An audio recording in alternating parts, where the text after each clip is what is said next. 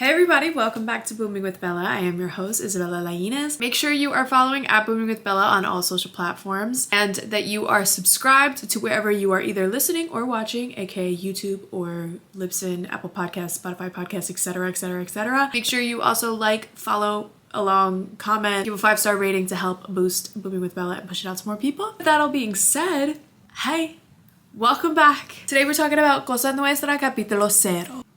I just have to say I told you so. I was spot on with everything I predicted about Cosa Nuestra and Rauw Alejandro and his little like world that he's in right now. I am so intuitive.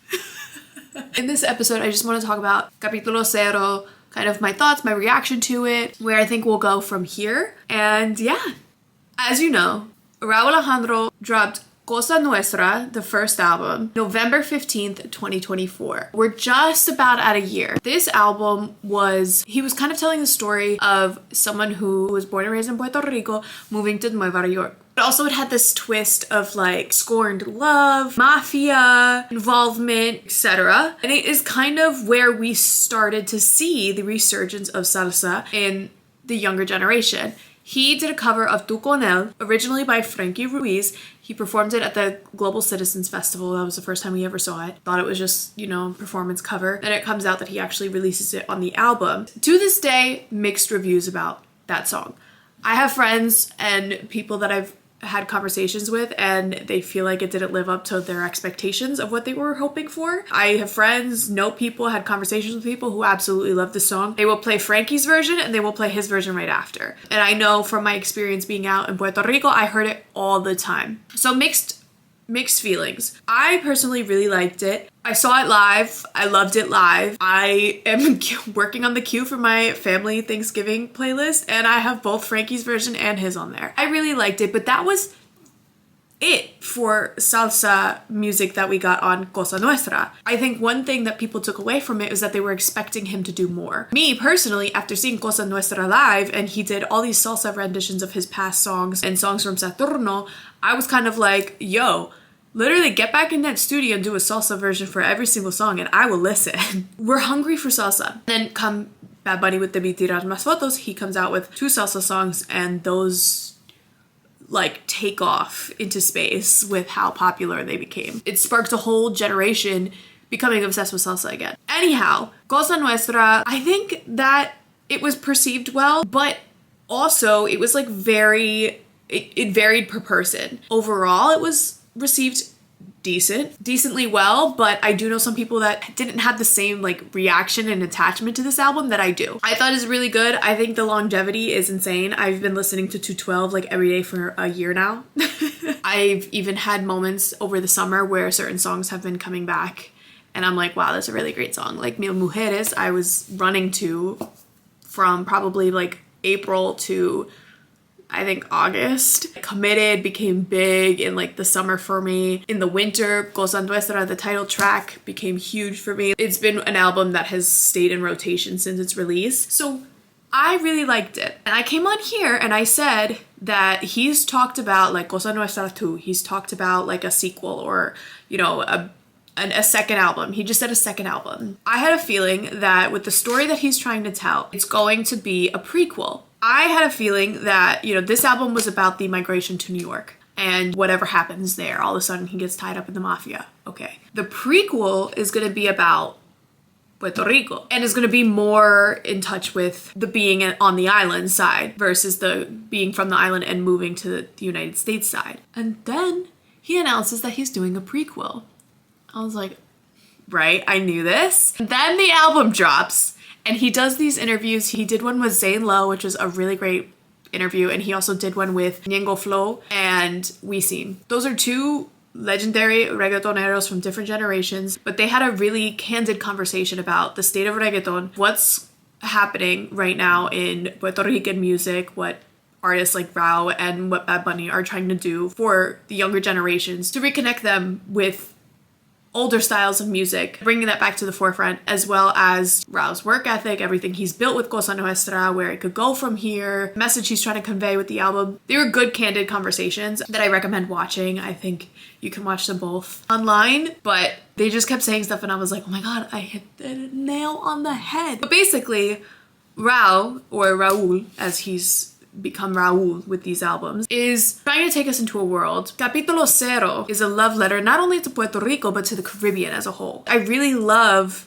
how the couple singles before, he really incorporated Taino symbols, Taino messaging. And I even caught that at the concert for Cosa Nuestra. It wasn't like too much in the album's marketing, but it was in the Carita Linda music video, which also is a bomba song. So I was like, okay. He releases the first couple singles. Well, obviously Santa was a single, but that was in early 2024 or 2023 when Santa came out. But this is on this album. So Santa was technically a single. Carita Linda was a single, which the artist is a local Puerto Rican artist. I found him on Instagram one time, and that one also in the music video, again, as I said, very bomba, Taino influences. Then Buenos Terminos was a single that was released. The styling of the single art was very like Taino influenced a little bit. The colors and, you know, the vibe that I was getting. And then Guava Sex was kind of along the same lines, but the day before the Guava Sex release, this symbol kept popping up around the island. This tweet is by @Mil Mujeres. So he posted that and the symbol for the hurricane, and then the Buenos Terminos and the Guava Sex artwork. Guava Sex artwork has the same Taino symbol on the headboard of the bed. Buenos Terminos and Guava Sex are both like giving hurricane, ocean, washing, stormy weather. Guava Sex, Guabancex, is the Taino goddess of storms, earthquakes, and volcanoes, also known as the Lady of the Winds, and the source of the word hurricane through the term huracán. She represents the fierce and destructive aspect of the supreme mother goddess, Atabe, which was often depicted with an angry face and flailing arms, symbolizing the wild power of nature. And that was all from the tweet that I saw, but it looks like they just did a Google search on the symbol and its name. I was like, oh, we're really getting Caribbean love letter. That's essentially what it is. And he's gone on the record and said that he just really wanted to make this album about Puerto Rico, for the Caribbean. There's so many different Caribbean influences involved. He even spent some time in the República Dominicana to make a couple of these songs. And you hear that in Silencio specifically, which was produced and written by Romeo Santos, bachata legend. We've seen him since in his current concerts incorporate more Taino influence into it, which I think is really cool because, you know, you start learning about Puerto Rican history, you learn that the island was originally called Boriquen, you learn about the Taino people and what they were put through when they were colonized by the Spaniards. It's so rich and it's so cool to learn about the different symbols, even like being there and like seeing some of them around or like in graffiti or just like seeing the name Boriquen. There's this one beach outside my grandparents' house that has them written on like the wall separating like the ocean from the condos. It's so interesting and it's so beautiful, and I'm like so glad that like I as a person am like paying attention to this right now.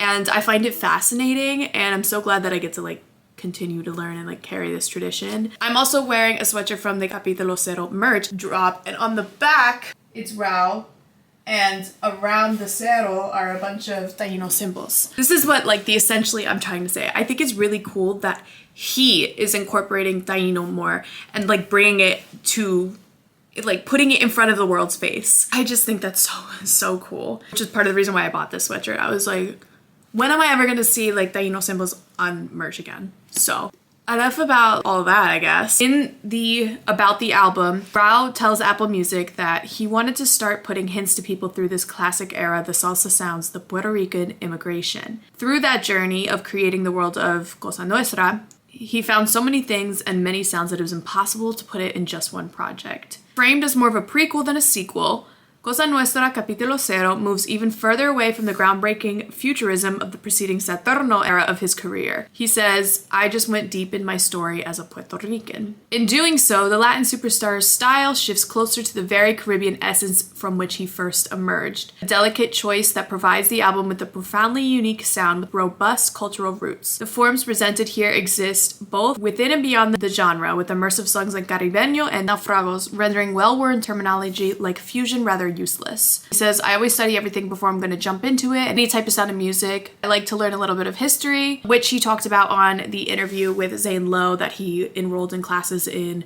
UPR and started learning about the history of the island, music, etc., which I think is really cool. He's kind of like me, a little nerd.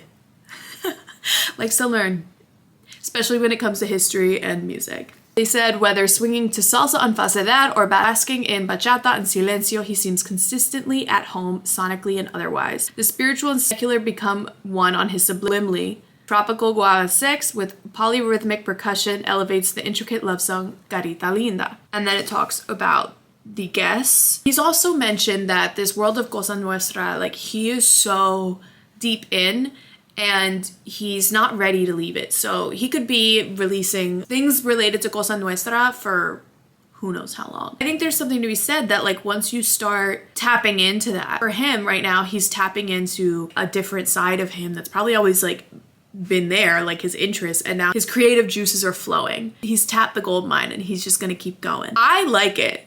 It bodes well for me. I get new music that I obsess over. So I'm okay if he stays in the world of Cosa Nuestra for as long as he wants. I feel like there's a lot that you can do with it. We've gotten a prequel. We could get a pre-prequel, honestly, if we're being so for real. And then you could get a sequel. You could get like a trilogy. I'm thinking about it the way that he framed the concert. It takes place in New York, and then he has a moment where he flashes back to Puerto Rico, and that's where he performs Carita Linda with the bomba dancers. That's where I feel like this album takes place, that era. We come back to New York, and it's the whole mafia situation, and at the end of the show, he gets arrested. I feel like we could even have like a what happens after that, or what happens after that, and then a like final reflecting back. I think we could get like 4 or 5 albums out of this world that he's created, and I think it's really cool because it's not, sometimes I fail to find the word to describe it, but it's experimental, but it's not. It's unique. He's not just putting out an album to put out an album, stick to something that he's good at. He's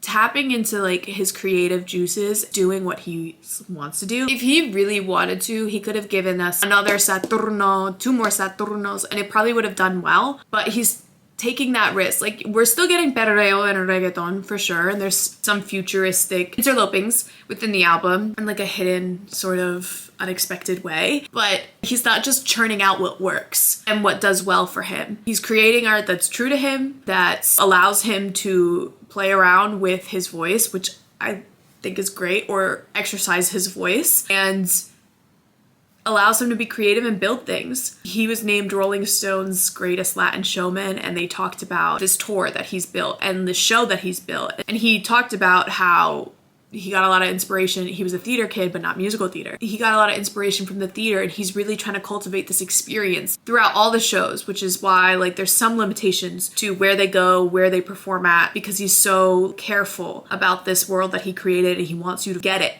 And he wants you to be in it with him. I think that's just so cool, because it's like everything is so focused on eras nowadays, and we have to credit that to Taylor Swift. If she hadn't come out with like a whole eras tour, I don't know if the terminology era in regarding to each artist's new album would have existed as much. That's a deeper conversation to go into about how this whole eras thing is biting some artists in the butt because they move on from an era too fast. You're not able to sit in that era and really appreciate it, I guess, or that album, because they're already moving on to the next one. This was like a conversation with a couple people that I saw in relation to a couple artists. But what he's doing is he's sticking in it. He's sticking in the era of Cosa Nuestra for now 2 years. It's gonna be at least 3. And I think that's cool because we really get to sit with it and marinate it and let this album grow. And our love and appreciation and understanding of it grow, because it's not like I think that the albums are gonna be got right away. They definitely take some marination. For me, upon first listen, there were songs I liked, yes. Wow and Sex upon first listen, loved. Also, because it was also one of the things that I've been wanting from him, a little bit of house, okay? Because I love Rauw house, but a little bit of house, a little bit of bomba, a little bit of plena. So it was like perfectly fitting with everything that I was craving from him. Upon first listen, I loved faves. I think the real like takeaways for me were Silencio and Falsedad and Mirando al Cielo. Guess what? Those are all the salsa bachata songs. So are we surprised? No. Those were the first that I was like, yeah, love. Like a week or two later, I'm still listening to the album, letting it grow. All of a sudden, Caribeño. I'm playing it all the time. I'm pre-gaming with Caribeño. Yeah, I did. Besito en la frente. I liked it, but I wasn't like replaying it. Now, always am. Again, it is bomba, so I was gonna like it regardless. Contrabando was another one that I was like, I like this. I like this. Naufragos as well. Callejón de los Secretos. I was listening to that in Trader Joe's the other day when I went shopping, and I was like, I like this. I mean, I always liked it, but out of Silencio, Falsedad, and Mirando al Cielo, wasn't kicking any of those out of rotation. Now I like it a lot. It's grown, clearly. It's the same with Cosa Nuestra. There was songs that I liked right off the bat, and then a couple months later, I became obsessed with one that I even went up on here and said that I didn't really like. So it's crazy. I don't know, I just think before people get up here and start being like, well, I don't really like it. This is an album, these are albums, and this is a world and an era that we have to sit with for a little bit. Let it sink in. Just give it a minute. For me also, Mirando al Cielo is very much like Puerto Rican pride as well. And I love that these artists get to do that now. Bad Bunny did it, he's doing it, and they both closed out their albums with it. And I just think that it is so beautiful and such a powerful message because you can feel the passion and the emotion in the singing. That's what my friends who don't even understand Spanish have been able to get about La Mundanza and about Mirando al Cielo. And even Preciosa, when we watch Bad Bunny perform it live with Mark Anthony. I just think that that's just where we're at, like with Latin music, is so cool. I'm really excited about it. One thing that like we seen in Ñengo Flow were saying to Rauw was that you guys are taking it upon yourself to bring this back, to introduce the younger generation or to make it cool again. That's something that I've even seen a couple other DJs mention here and there, just kind of how it's changed and how the perception of salsa, bachata, merengue, and even like corridos and bomba, plena, like are being now seen as cool in the eyes of the younger generations. It's just awesome. It's like keeping the traditions, the rhythms of the island of the Caribbean alive. You gotta give credit where credit is due. Like these guys are doing it. It's not like it's not a risk. Because before 2023, there was some of us who were a little bit antsy, you know, looking for new bachata, new merengue, new salsa. You know, I would check the charts every now and then. I would be like, did Jerry Rivera somehow release something new?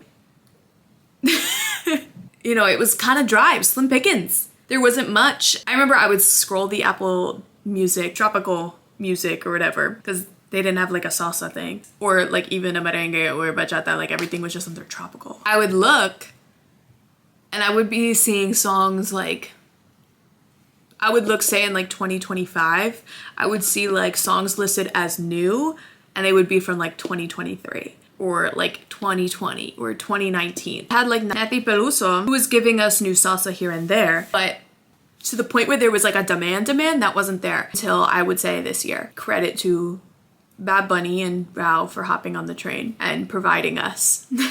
And hopefully more artists will do it too. And I just think that this is a conversation for another time to go deeper into, but where we're at with Latin music is really cool because we're getting to a point where it's become so popular that they don't have to fit into a mold anymore to break into the mainstream US market. We have Daddy Yankee performing at a NFL halftime show in Spain with Bizarrap. We have Bad Bunny performing the Super Bowl halftime show.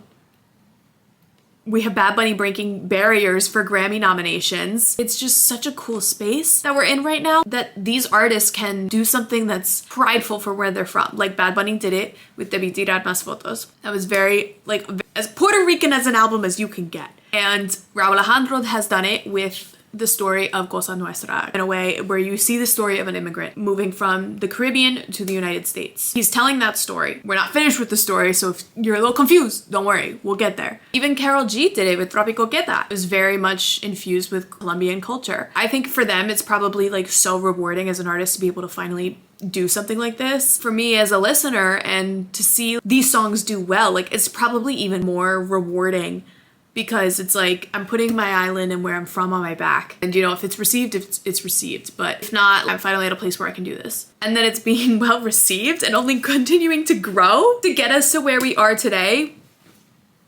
Beautiful. And I think it's at a time where, you know, socially, politically, we need this. Especially like Latino Americans, we need this sort of like sense of pride. It's just, I'm trying to find better words to do it, and I don't want to go on a huge long tangent, but essentially, the fact that these artists are able to put out these albums that are telling the story of their island, where they're from, put out these anthems almost, and these albums grow to the point where they're being talked about amongst genres, amongst demographics, amongst different audiences, it's just insane in the best way possible. And I think it's really cool. And I'm glad that two of my favorite artists are doing it. I'll run through the track list with you. I'll tell you which ones are my favorite. So we open the album with Carita Linda. Following that is Caribeño con Sasso. Then we have Guavan 6, Buenos Términos, which has grown on me a lot actually, to Silencio, to El Cocu with J1, Contrabando with Wisin in Niengo Flow, Nostalgia de Otoño con Del Arroz Naufragos,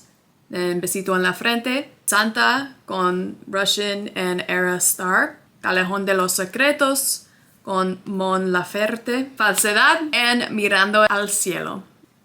Okay, now for my recommendations. Carita Linda, beautiful song. I think it's very digestible for the non-average bomba listener or Rauw, Cosa Nuestra era listener. Caribeño, I really like. Some people may not get it, and that's okay. But I personally, like, an itch gets scratched when he yells Caribeño. I love it. Guavan 6, I think a lot of people can like, just because of the layered house beat over Bomba en Plena. I would recommend that one. Buenos Términos, if you're looking for like a reggaeton, but not like a perreo. Silencio, I enjoy that one. I think if you are someone who listens to bachata, salsa, you'll like that one. Contrabando was a perfect for Halloween. That one part right before Wisin goes in, it feels very like spooky, very fall. Someone once said, why does Rauw keep giving us summer albums in the fall? I don't get summer from this at all. Actually, Cosa Nuestra, I talked about this when I did my Cosa Nuestra album. Somebody said that it gave healing season, and I was like, correct, and that is always in the fall to me. This album very much gives fall. I don't know if Nostalgia de Otoño kind of like sealed that for me. This album very much did not give summer. It gave listening while the trees were red, yellow, greening. But I can see how on the island, like, it's always summer, so. After Contrabando, we have Nostalgia de Otoño with Del Arroz. As I mentioned, this one is still growing on me. It's a lot of people's favorites, so I would recommend it. For me, I don't know, I was immediately drawn to one sector of the album, and the rest is kind of like an afterthought. Eventually it'll probably swap, and then it'll go back, and you know, the whole thing will just be on repeat for another year. Besito en la Frente, I would recommend. I love that one a lot. Santa, I mean, it's already popular, so. Callejón de los Secretos is salsa romántica. Like, X-rated. So, but I liked it a lot, and I liked the mixture of their voices. It reminded me of the Se Fue collab with Laura Palisi. Their voices just sound very similar, and like the pitching, and it just works well with it. Falsedad, love. Yeah, I love that. I would recommend that to anyone. And Mirando al Cielo is just like tugs on the heartstrings, beautiful, prideful, another passion-filled song. Do I prefer Capítulo Cero or Cosa Nuestra? It is too soon to tell. I thought about doing like a listen back-to-back, track for track, because Capítulo Cero is 14 songs, whereas Cosa Nuestra is 18. They're like the same but different. They're not twins. They're not like siblings. They might be like cousins. No. Yeah. Or if they're siblings, they're like 5 years apart. Well, yes, actually. If we're talking about the story, I don't know. I don't know how to explain it. Capítulo Cero is just its own entity. And then Cosa Nuestra, it does feel more New York than Capítulo Cero, in my opinion. It's got more of a rocky feel to it. Like Sex Machine, 212, Se Fue, obviously. The rap part, the rap feel of like Espresso Martini, El Capo. I just watched Gilmore Girls and they keep saying it and they sang it correctly and I'm saying it wrong. But alas, it's that for me. Even Que Pasaría has more of like a trappy feel to the reggaeton almost. Like it has like that blanket. I don't know how to explain it, but that's what I feel. Even Touching the Sky, but that one was like literally he was dancing in the streets of New York. So I don't know. I think that I can't necessarily say I prefer one or the other. Obviously, I'm gravitating towards Capítulo Cero more so right now just because it's newer. That's literally not to say that I haven't listened to any of the songs on Cosa Nuestra since. I literally listened to like 212 2 days ago and like Déjame Entrar like last night. And I've been thinking a lot about like Espresso Martini and El Capo. Because like I see them and I'm like, this song is so hard, but like I'm sprinting right now. I don't know if it's gonna get me through the sprint, but you know what will? Mil Mujeres, or even 212. Cosa Nuestra Capítulo Cero came out September 26th, so it came out technically like a little less than a year and a month. It was like just shy of a month of coming out like a year later. De Cosa Nuestra. I posted a TikTok on Boomin with Bella and I asked people like which do you prefer, and a lot of people were saying it's still too early to tell. Someone had commented and said I love both, but I think I love Capítulo Cero. Someone said from first listen I wasn't sure, after going back and listening to it more, Capítulo Cero is it, and that's when I responded and I was like, I've been listening once a day to at least 3 to 4 songs. That same person said I need more, I want Capítulo Cero 1, 2, and 3, which I think we're at least definitely gonna get a third. That ceiling putting right down now. We're gonna get a third. It's the 4 and 5 that I suggested that like, we'll see. But yeah, great album. I'm happy with it. I'm happy that we're still in the Cosa Nuestra world. And I'm glad that like, I get it, you know? Cosa Nuestra was nominated for a Grammy, so I hope he wins. He's not up against Bad Bunny in that category, so I think we might have a shot. I just think everything he's doing is really cool and I'm excited to watch this world of his grow. You know, I would love a movie, but you know, I say that about everything these days. I'm like, well, you know, I want to put the visuals to the music, but that is really all I have to say right now on Cosa Nuestra Capítulo Cero. I try not to go off on too many tangents, but I hope they were all relevant. If anything, I hope this inspires you to give the album another chance and let me know your thoughts. If you do have, you know, your solidified opinion on whether you think that Cosa Nuestra or Cosa Nuestra Capítulo Cero is better, let me know. I'm interested to hear because I have not been able to make my decision yet, so I gotta like weigh the pros and the cons of each. But let me know what you guys think of the album and where you think that the world of Cosa Nuestra is going in the future, and I will talk to you guys again so soon. But make sure you're following at Boomin with Bella on all social platforms and checking out the link in bio on those social platforms to go to all other things Boomin with Bella, as well as if you're watching on YouTube, subscribe, hey, like and comment, or if you're listening, follow the show wherever you are listening, or give the episode a like and give Boomin with Bella as a whole a 5-star rating to help push out to more people. That is all for me today. I will talk to you guys again so soon. Bye!